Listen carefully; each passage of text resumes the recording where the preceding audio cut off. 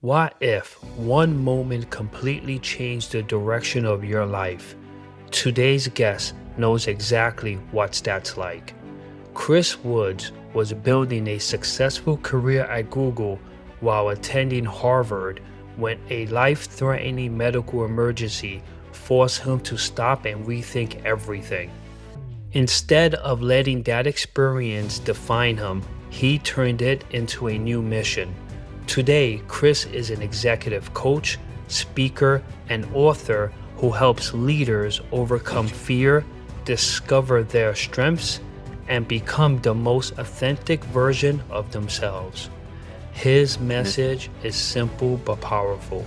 When you stop letting fear make your decisions, you can finally start living the life you were meant to live.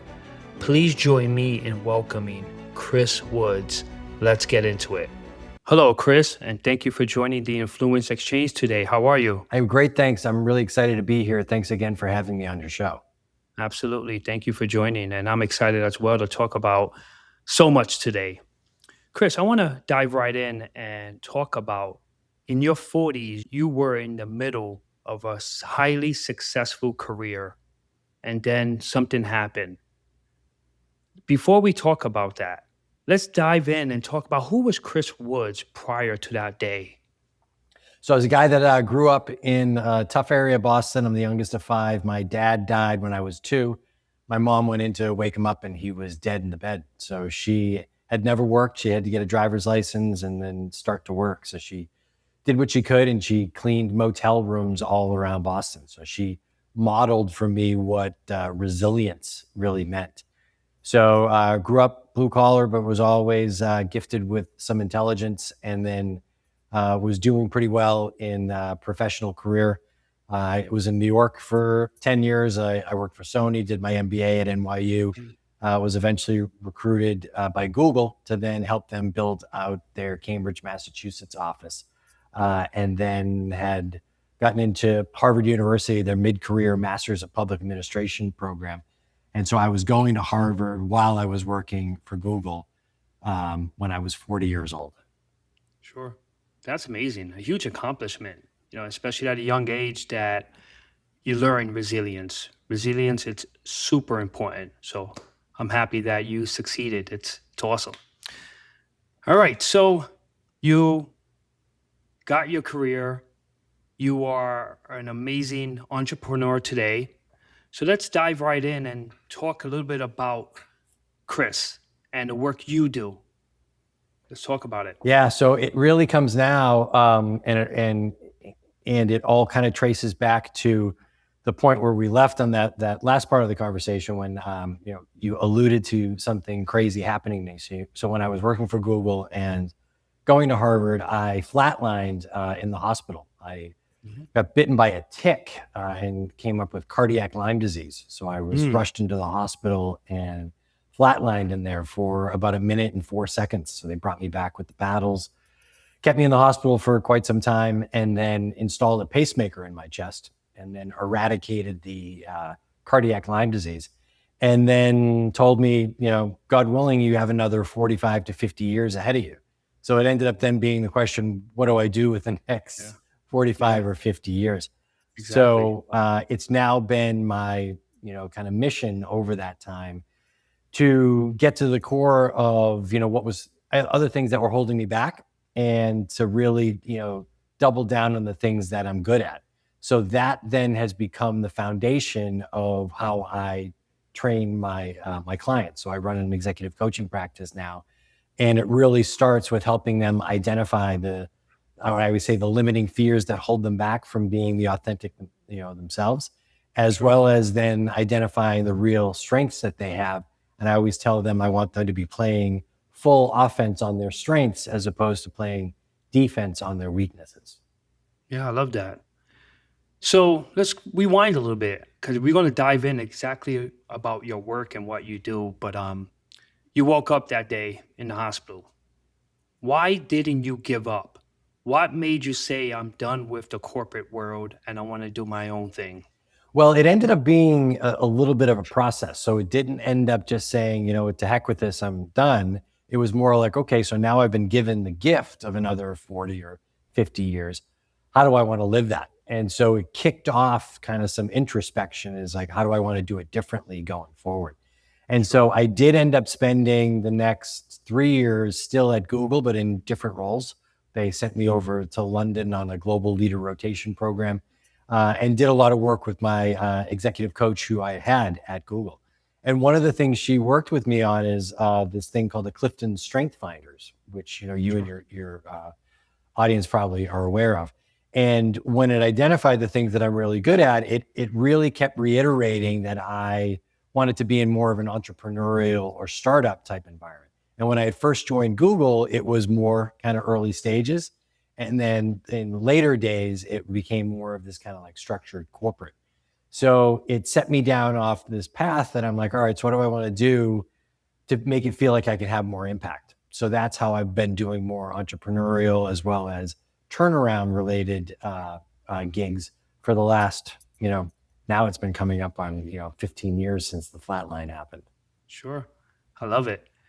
And so, Chris, if a client of yours is saying, Chris, I'm stuck, I'm in a C suite level, and I don't know exactly what to do, I'm lost. Talk to us about what tools and what practices you will show and talk to that individual.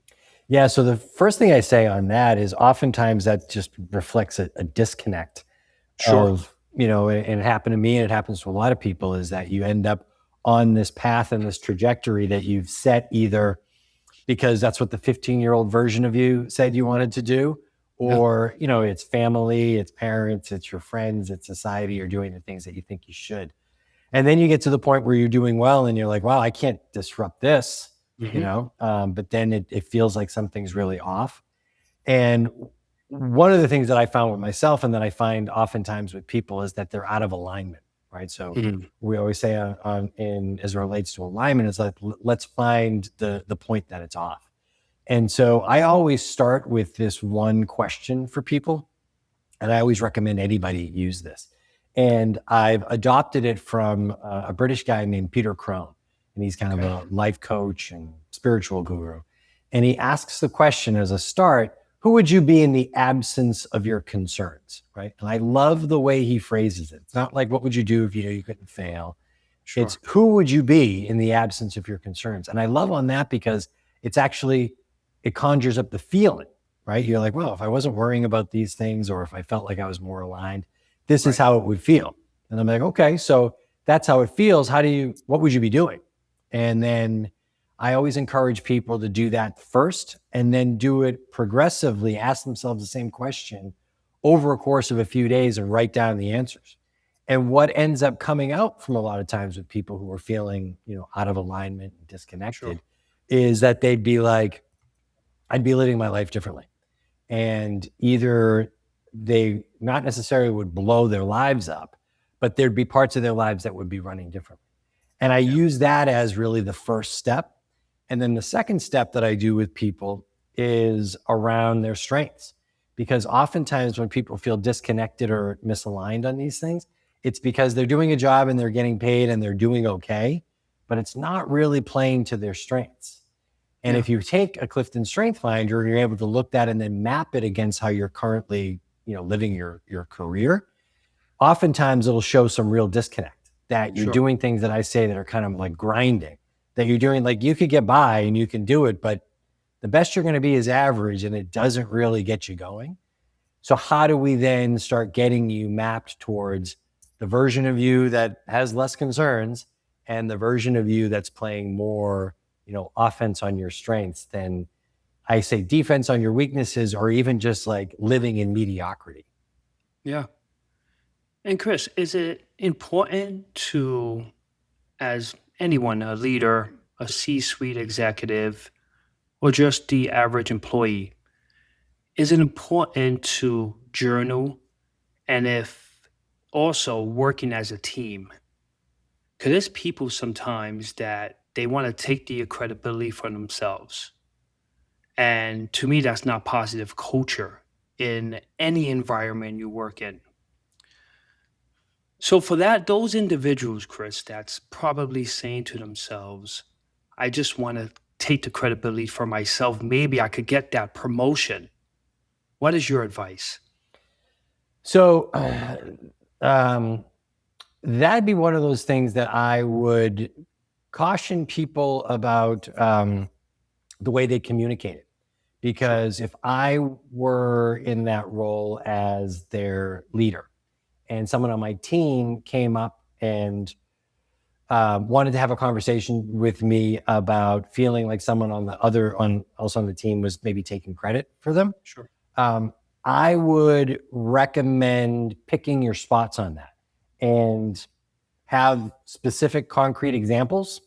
And hopefully it's only happened once, but if it's happened Right. twice, to be able to actually do this and articulate it, because that's the only way a leader can do anything about it.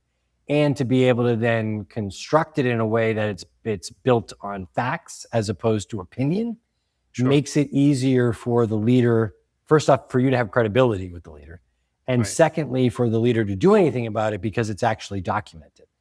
What Sure. I caution people against is if they get the feeling that that's happening or it's a perception, is um, try to get it actually that it's proof, Sure.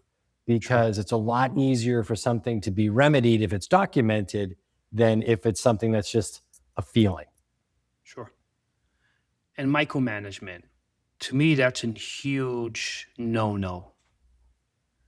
So again, an executive, a leader, they have a team under them and they want to micromanage.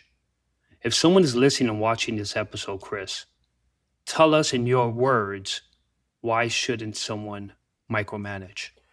So there's two different things. One, I would say first from the person's point of view who feels micromanaged. Sure. It's maddeningly frustrating. It's disempowering.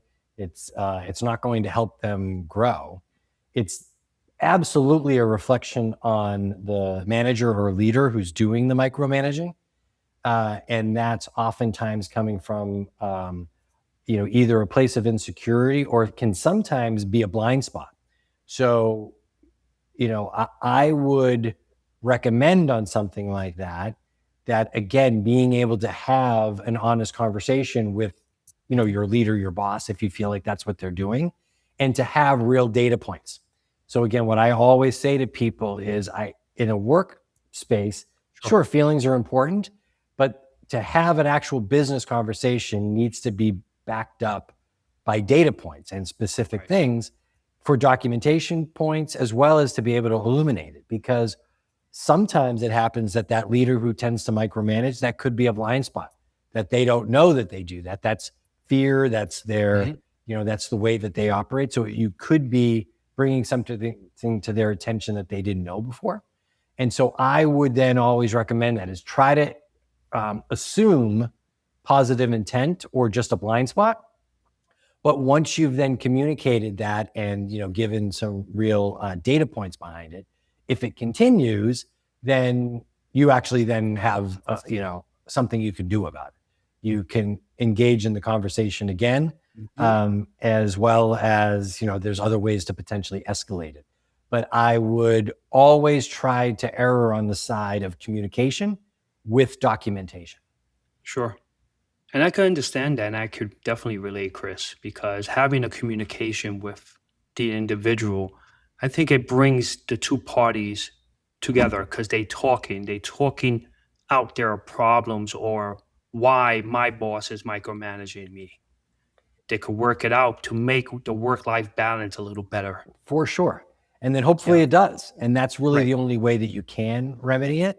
And Sure. if it doesn't, at least you've started what they say in an organization, a paper trail, that Yeah. it's been flagged, it's been documented that this is a thing, because that could then end up getting raised up to that leader's boss. Sure. That then is an opportunity for that boss to coach his employee who is the respective boss. Do you know what I mean? So this could be Absolutely. something that they're not doing with malicious intent. It could be actually a coaching opportunity for that person's boss. Yeah. So, what are the two common things that people hold back? So I think they're both related. I think people Sure. hold back oftentimes being the authentic version of themselves because they're afraid of judgment. Mm, They're afraid of failure, and that they just want to kind of go along to get along. So I think that's the first part of it. I think the other part of it is then sometimes people get into a role and they, have a steady job, yeah. and they're like, even though this isn't great, I'm not going to rock the boat, and I'm just going to Mhm. deal with this. And I'm going to work 8 hours a day and not really be my authentic self. And the sad part of that is that then 8 hours a day becomes 40 hours a week, becomes a year, becomes 5, becomes 10. Right. And that's not what we're here for, right? We're here to actually be the authentic version of ourselves. And I always encourage people to do that. Now, what I always then say is, I want people to be working from their strengths as opposed to their Sure. weaknesses or their areas of development. But that doesn't mean if you've got blind spots and you hear it from your boss that there's things you need to improve. It's not saying, yeah, no, I'm not going to do that. I'm just going to keep Right. working on the things that I'm good at. You still need to do the things that have been documented that you need to improve for the organization. But what I always say is how to separate yourself from the crowd in Hmm. the long term is to continue to lean into your strengths, because that's what the corporate world and the world in general rewards is, outstanding performance and outstanding performers. And it's hard to get there if you're doing something that at best you could just be average at. Sure. And I'm sure there's people that's probably listening or watching Chris and saying to themselves, how can I be as authentic as possible? Yeah. So what I'd say is get in touch with yourself on that, Sure. because oftentimes we lose ourselves. Um, it starts probably sometimes in high school and then through those things to try to fit in. And what I'd recommend to people is never too late to kind of do a bit of a reset. And Sure. what I always say to everybody is what I always then encourage people to do is a conscious evolution as opposed to a revolution. And this is an Mm, important point, because revolutions are scary and messy. And I don't want people to be like, that's it, I'm quitting my job, I'm blowing up my life. Like, that's not what I want you to do. mm. Right. But evolution is natural. And as opposed to then lurching from one thing to the next, what I always recommend people do is start with these two things: is who would I be in the absence of my concerns? So if I wasn't holding back on these things, who would I be and how would I be? Sure. And then get really clear on what you're really good at. And then how can you be doing more of that, even if it means starting a side hustle and Hmm. leaning into the things that you're really good at, so that you're not just jumping from one thing to the next. You're actually exercising the things that you're good at, and see where that can lead. Because when you get yourself into a position where you're playing more to your strengths in more parts of your life, Right. that's the more authentic version of you. And what you'll find is it becomes this flywheel. The more you're working at things that you're naturally good at, the better you'll get, the better feedback you'll get, the Hmm. more you'll want to work at. So that's how I always recommend to people, is if they feel stunted and kind of not playing to their strengths, do those first things. Find out Sure. what's holding you back and find out what you're really good at. Sure. Thank you for that. And I also feel that makes the individual happier in Oh, the yeah. inside, with a better mindset. They wake up in the morning excited. I'm going to work. I'm going to wherever it is. And they eager, This is what we're and I, supposed to be doing. So this is what I exactly. always say to people, is that this thing that I encourage, and this, not to get too religious, Mhm. but it's more like, this is how God made us. He didn't make you with the fears. The fears kind of got layered onto you as you grew up. And Sure. then you were given all these talents, and you're meant to be leaning into them. And so you're not meant to be playing small, living a fear-driven life and not leaning into your strengths. So I try to get people to um, get more in touch with who the authentic version of themselves are. Because Yeah. what you just talked about is that you'd be more excited getting up in the morning. Yeah, that's what we're meant Right. to be doing. Not you're going to have a great day every day, but when you're feeling more like you're doing the things that you're here to do and you're good at, Sure. yeah, you get out of Absolutely. bed, as opposed to, man, here's another day I got to go grind and worry about my boss micromanaging. Right. Exactly. It's unhealthy when you wake up like that, Yeah, it's Chris. no way to live. Exactly. So, Chris, what is leadership optimization? So leadership optimization is the evolution of the book I launched called Balls Mhm. and Brains, right? It's called The Framework for Living Your Yes. Best Life by Overcoming Fears and Maximizing Strengths. And that's actually the first step of a kind of a 5-step program that I lead people through that gets them from uncovering the things that they're really good at, then to actually implementing that into their daily work lives. Sure. So leadership optimization is now the framework and the practice that I work with organizations to do. So it's that they're able to, scale this and impact a lot of people, but it starts with individuals, right? So Sure. it's like the idea that we said about, for example, the leader who micromanages. If Yes. if if he or she were in the program, that part of the 360 feedback would identify that as a blind spot of something that they need to work on. And it wouldn't all just be working on the things that you need to work on. It's also Sure. identifying the things that you're really good at and then overlaying that against where the biggest opportunities are in the organization. So where the organization needs people to focus now and going forward. And how do you marry up the talent that this person has so that they can amplify their talents? We identify the things that hold them back, whether it's fears or, as you said, it's a micromanagement, Sure. deficiency. And then how do we then layer on to that where the organization needs someone over Mhm. these coming years so that it aligns the development of the leader with the purpose of the organization.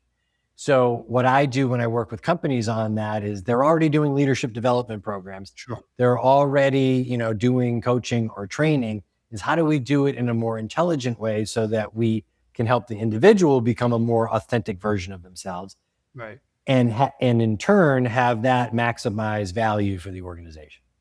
Absolutely. And that also brings a great culture driven organization. Right. There's positivity there. There's training going on. There's leaders being the better, authentic person as themselves. That's right. So I will want to work for a company like Of that, Chris. course. And Yeah. that's the amplification effect too Mhm. when you end Sure. up doing that with leaders, because you even referenced it earlier. If a leader, for example, is, a micromanager, that has trickle down effects negative on Yeah. the people that work for him or her.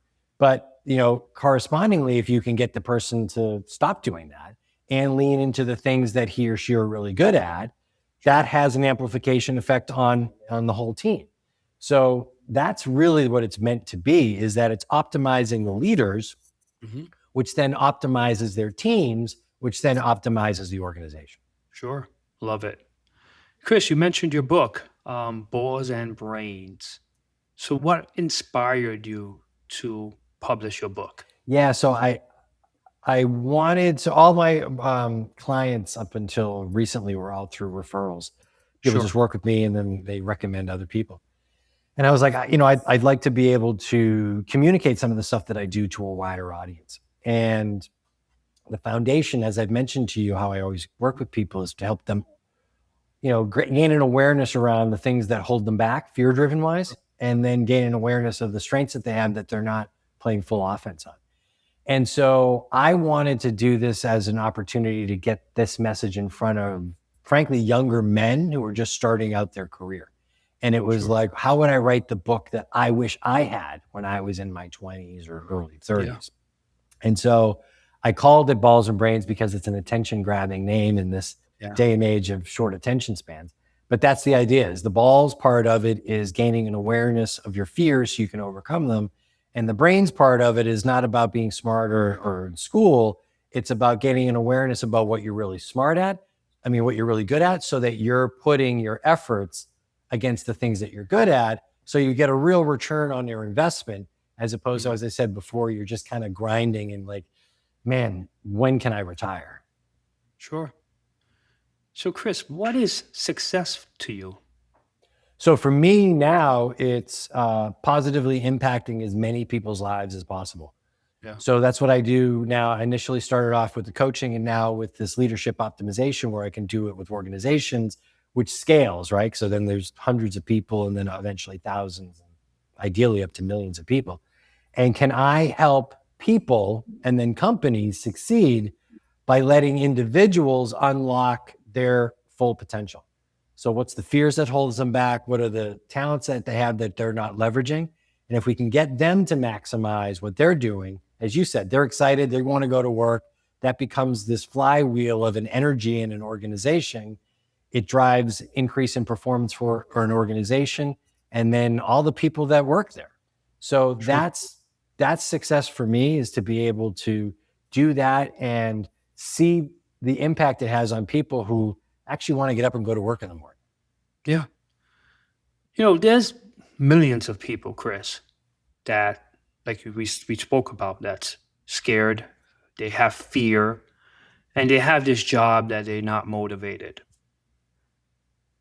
Let's say, what would your advice be to those individuals, Chris, that they're scared to move on, maybe scared to make that move to get a next interview, to maybe get the job that will make them happy? So I mean, first and foremost, I'd say life's too short. Sure. But secondly, I mean, grounded in reality, it's understandable. Like, you've got bills to pay and you don't want to and then also the fear-driven ego in us, is resistant to change. And so even if we're unhappy, at least it's known. Yeah. A lot of times people would be like, I know this kind of sucks, but it's the devil I know as opposed to the devil I don't know. And so that's understandable, that's how the ego is built, is to try to keep us safe. But what I'd always recommend to people is, again, start with that question. Who would you be in the absence of your concerns, right? And then you'll then see that that's the version of you that's eventually available to you. And then how can you start mapping a way towards there? So could this next potential job you're looking at be that thing? Maybe, but I'd always recommend trying to map an evolution towards it, as opposed to heck with it, I'm going to take a giant risk. Sure, there's great stories about people taking great risks and then they pay off, but that's not what I sell to people. I want people to, practice evolution as opposed to revolution. So I'd combine all those things. Life's too short to be miserable. Yes. Be thoughtful about it. Do a real philosophical answer about who you'd be in the absence of your concerns. Get really clear on the things that you're really good at, and then start seeing, what's the next step I can do that would get me there? Because if you then say, I'd feel this way, I'd do this way, all these ways in the absence of my concerns, you can start picturing what that would be. And that might be 5 years from now. But what can now be the next step that you can take in that trajectory? Sure. And then start mapping it out. And then have the conviction that sometimes you have to take that next step. But if you just stay where you are, you're not going to get anywhere. No. And it's the same. A lot of people are afraid of change. Absolutely. And why do you think that? Is that part of just life in general? It's fear. Fear? So it's, it's fear, which has been designed by nature to keep us alive and to keep us safe, right? And ideally, it was originally set up to keep us alive so that we could get our genes into the next generation, right? Right. But in this day and age where, we're not have to worry about a tiger or a bear, killing us during the day, right, we still have this fear and anxiety around things that could happen, right? It ends up manufacturing these things. So I think that that's what ends up coming out, is that it's fear driven and people are trying to find a way to feel safe. And then oftentimes they end up saying, I'll choose safety over happiness. But what I say to people is that you don't necessarily, it doesn't have to be binary like that. And oftentimes when people start thinking about making a change, they catastrophize it. They're like, oh my gosh, if I do this, everything's going to go wrong. No, but it's more just being intelligent about it. But as opposed to just trying to take risks for risk's sake, get in touch with who you are, who you'd be in the absence of your concerns, what you're really good at, and then marry those two things into an intelligent plan, as opposed to either giving up, sticking with something that doesn't work, or being really irrational and making a giant disruptive decision that is probably going to be messy. Sure. And Chris, while we in the topic of leaders and executives, a lot of leaders and executives bring their work home. And sometimes that could be a bad thing for the family. You know, wife or husband, kids don't have much time with the mom, dad, whoever it is. What is your advice for an executive or leader to work around that? Try not to bring that work home. Yeah. So what I would say on something like that is they need to first have an awareness if it's actually Sure. happening, right? Because sometimes they could be doing it and don't even know that they are. So it probably needs to be a trigger that the significant other or someone lets them know.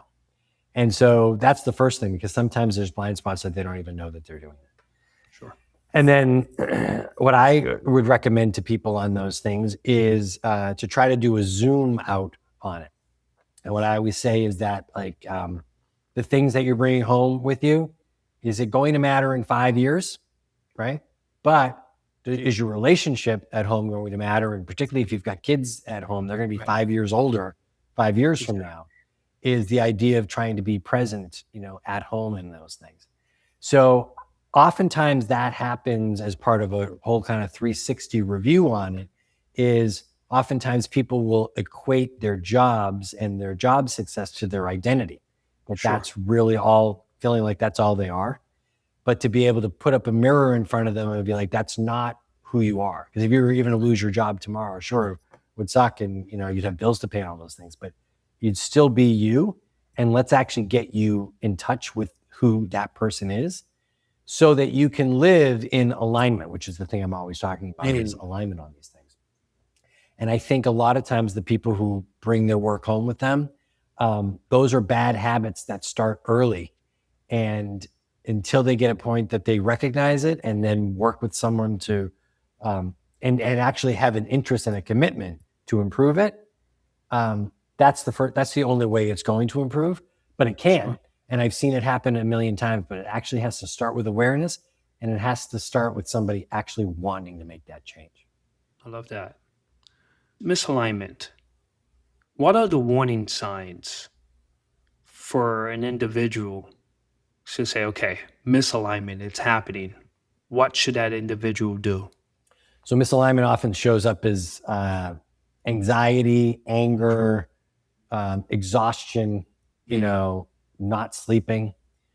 And what I always say to people to try to do is, first and foremost, if they're not already doing this, develop a gratitude practice. Okay. Because a gratitude practice, doing it in the morning and at night, rewires your brain to look for things that are good, look for things to be happy about, right? And the more things you're Sure. happy about, more things you notice that are going well in your life, the more you'll see about them. Right. Oftentimes, misalignment comes when people are just like, this is misery, this sucks, but I just have to do it and I have to power through. Mm. And then it ends up clouding the way that they see life. Then it's almost kind of like giving up. What's the point? It's just this kind of sucks, and it's just, Right. life sucks and then you die. Is the first thing to start with a mindset, because I always talk about awareness and mindset. Sure. And I think when people can come back to that really freeing question about who you'd be in the absence of your concerns, then ask, what would you be doing? Right? Because what I always say on that is, how would you be in the absence of your concerns? A lot of times people are like, oh, I'd feel lighter. I'd feel more Sure. energized. I'd feel this. I'd be like, okay, so what would your days look like? And then when you say that, you're like, what would you be doing? And if that answer of what that looks like, first off, it's a North Star for you, something you can go to. But Right. if that is 180 degrees away from where you are right now, that will show you right there, there's the distance. Yeah. And so what I always say to people, as opposed to that being scary, that's a gift. That's, gives you the first thing that it's like, I knew something was off, but now I actually have a sense of what it is. Mhm. And then it gives you a North Star that you can start mapping towards, as opposed to thinking, I don't know, everything sucks and I'm just exhausted and I don't know when it's going to get better. This actually gives you an answer, I feel, that comes from your soul, as Sure. opposed to your brain or from working with a career coach. If you can answer that question, that gives you your North Star of what to work at, and that will show you what alignment will look like. Mm. Love that. Hey, Chris, so then how can someone strengthen their mindset? If they don't believe in themselves, how can someone strengthen their mindset for the better? Sure. First thing I say on that is to think about and make a list of all the times you've succeeded, all the Sure. good things that you've had, right? Because what I always say to people is it becomes reference points.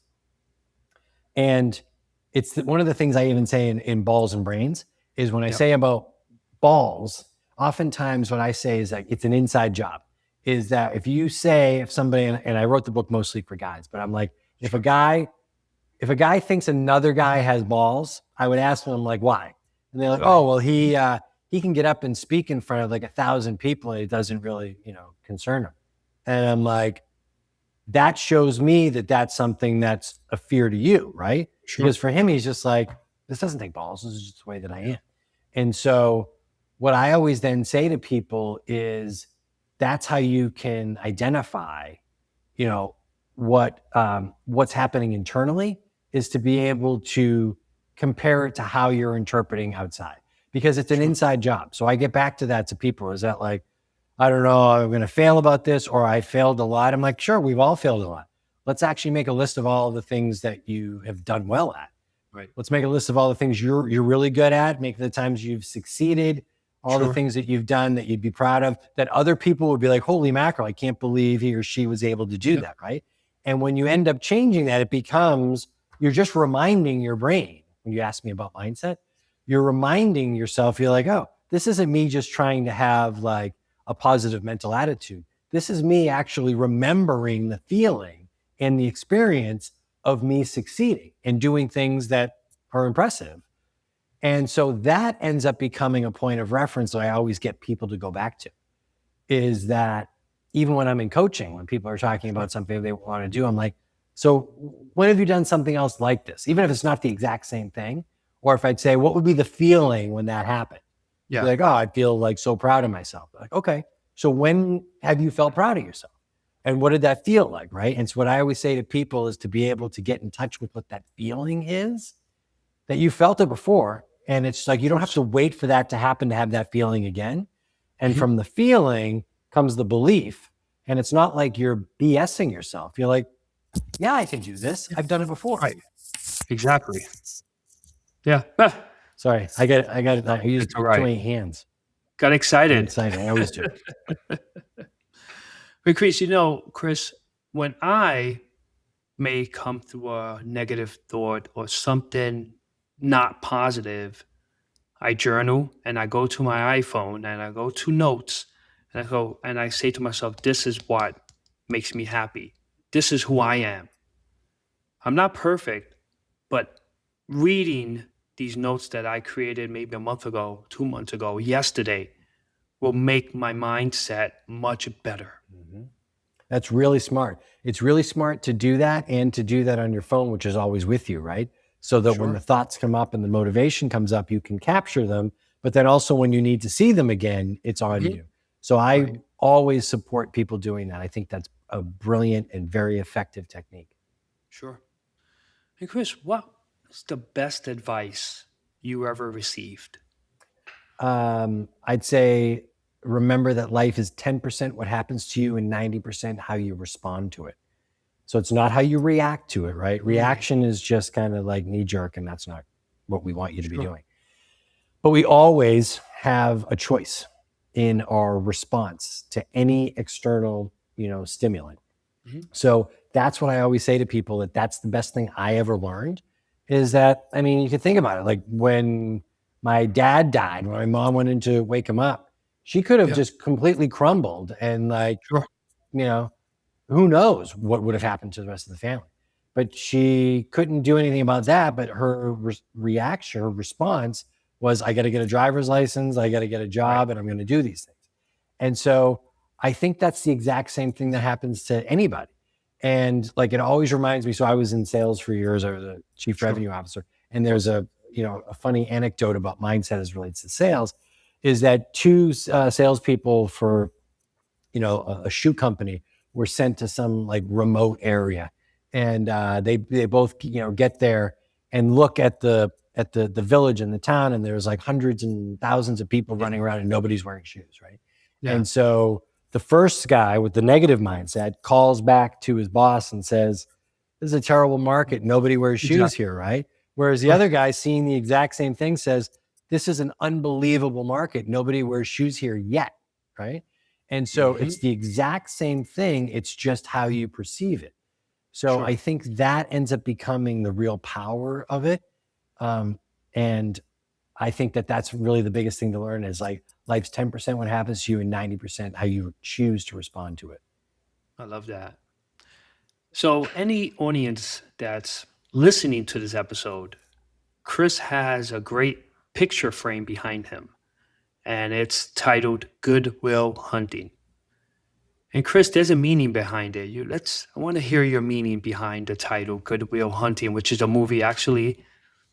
Yeah. So when the movie came out, I was actually in the movie business. I remember being like one of the first people to see it, and it really struck me. And it has always resonated with me because it was a similar upbringing. I grew up in a town, a couple towns over from that South Boston. And I was always the, smart kid hanging out with a really tough crowd. So it was really amazing to me to see that movie because it captured a lot of, what it was like to grow up the way that I did. And so I always just had an affinity for it. So anytime when people ask me about my background, I always say it's an easier way to remember it is that I'm the original Goodwill Hunting. I love it. I love it. That's awesome. I had to bring it up, Chris. Yeah. Definitely. I love it. Chris, and how can my audience work with you? Sure. So I have a very simple name. It's Chris Woods with an S, and I'm a coach. So my website is chriswoodscoach.com. So there it gives you more details about how I work with clients, testimonials from other, happy clients from the past, as well as a link there over to Amazon for my book, Balls and Brains, if anybody wanted to pick that up. So if any part of the conversation has resonated with people and they wanted to reach out, you can also reach out to me via that website too. There's a contact me form there. Awesome. I will be posting those links on the description. So great. Chris, I'd like to ask my guests one final question. What final thoughts or message would you like to share with the world? If you're not already doing it, practice gratitude. It changes the way that you see the world, and it will change your world. So that's the first thing I'd say to people. The second thing is, no matter what else you do from hearing this podcast, ask yourself that question, who you'd be in the absence of your concerns, because it's a magical question and it opens up an answer that you probably hadn't really articulated. And when you hear that and you write it down, that's the authentic version of you that is available to you at some point. So you owe it to yourself to ask yourself that question and to answer it. I love that. Thank you, Chris. And please, I encourage you all to pick up Chris' book, Balls and Brains.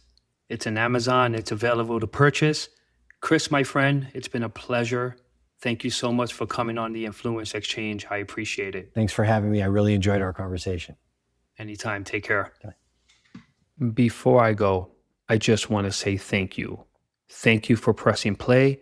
Thank you for listening. Thank you for watching on YouTube. I truly appreciate you taking the time to be here with me. If you're watching on YouTube, be sure to hit that subscribe button. Give this video a like and leave a comment letting me know what you enjoyed most about this episode. If you're listening on Apple Podcasts, Spotify, or your favorite podcast platform, please follow the show so you never miss an episode. And if you have a moment, please leave a review and share the 2 biggest takeaways you got from today's conversation. Your feedback helps the podcast grow and allows us to reach more people looking for inspiration, leadership, and personal growth. Remember, your influence grows every time you choose courage over comfort. I'm JV. Thank you for being part of the Influence Exchange. Stay curious, stay consistent, and keep influencing others.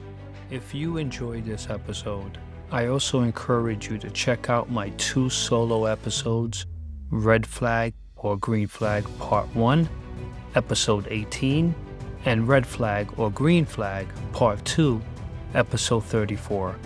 In these episodes, I explore topics such as leadership, money, relationships, mindset, friendships and environment, family, work, and everyday life. I also share practical tools to help you identify red flags, strengthen your decision making, and create positive change in every area of your life. Thank you for listening, thank you for watching, and I'll see you in the next episode.